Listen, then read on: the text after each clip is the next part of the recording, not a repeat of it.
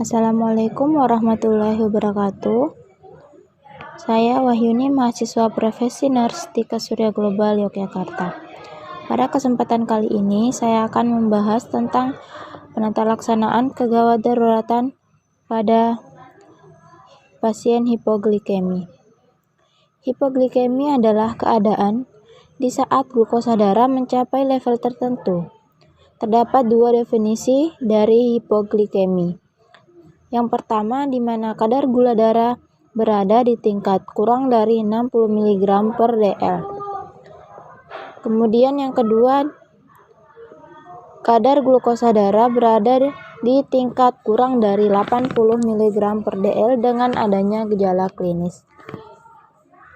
Hipoglikemi rentan terjadi pada pasien diabetes mellitus atau pasien geriatri. Keadaan ini dapat terjadi akibat tidak adekuatnya asupan makanan dan diperparah dengan konsumsi obat diabetes yang menyebabkan tingkat glukosa pasien menjadi sangat rendah. Penyebab lain adalah adanya kelebihan dosis obat, terutama jika pasien menggunakan obat yang memang rentan hipoglikemi seperti insulin dan sulfonylurea. Pada pasien yang telah lama menderita diabetes juga kemungkinan didapatkan gagal ginjal kronik yang dapat menyebabkan insulin tersirkulasi pada darah sehingga terjadi terus-menerus menurunkan glukosa darah dalam tubuh.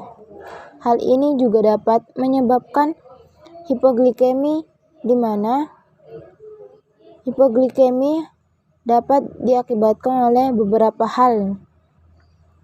Di antaranya adalah aktivitas fisik yang berlebihan. Kondisi ini perlu dicurigai pada pasien diabetes mellitus yang menjalani diet dan olahraga yang berlebihan. Pada pemeriksaan subjektif, pasien hipoglikemi didapatkan berbagai macam gejala seperti gemetar, lapar, pusing, keringat dingin, jantung berdebar, dan gelisah. Pada tahap yang lanjut dapat ditemukan pasien koma ataupun penurunan kesadaran.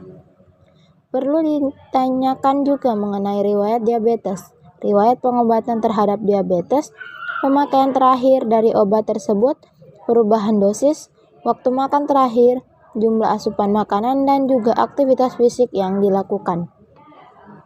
Pada pemeriksaan objektif ditemukan adanya pucat, keringat dingin, tekanan darah menurun dengan nadi yang meningkat, penurunan kesadaran, dan pada beberapa kasus yang dapat ditemukan defisit neurologis vokal, yaitu refleks patologis yang positif pada satu sisi tubuh. Menegakkan diagnosis pada hipoglikemi ditegakkan melalui trias WHIP.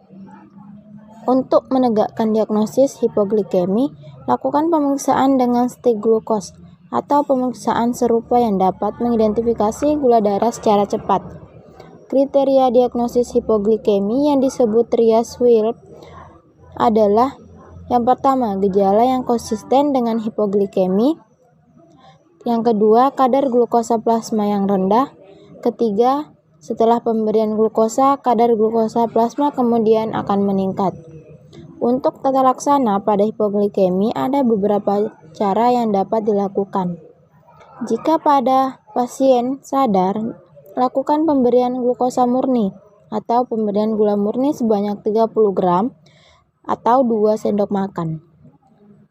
Permen atau sirup ataupun gula murni. Pastikan yang diberikan bukan pengganti gula atau gula diabetes atau makanan yang mengandung karbohidrat. Yang kedua, hentikan pemberian obat diabetes atau yang menyebabkan hipoglikemi dan periksa gula darah setiap 1 atau 2 jam. Pertahankan glukosa darah tetap 200 mg dan cari penyebab lain yang menyebabkan hipoglikemi.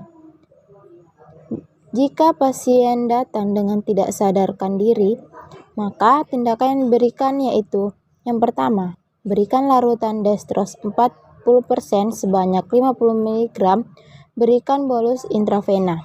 Yang kedua, berikan cairan dextrose 100% per 6 jam kolf. Yang ketiga, periksa kadar gula darah sewaktu tiap 1 jam setelah bolus dextra 40%. Bila gula darah kurang dari 50 mg dan berikan 50 ml dextrose 40%. Jika kadar gula kurang dari 100 mg, berikan dextrose 40% sebanyak 25 ml. Yang keempat, jika gula darah sudah di atas 100 mg sebanyak 3 kali pemeriksaan, ganti cairan dextrose dengan natrium klorida dan protokol hipoglikemi dapat dihentikan.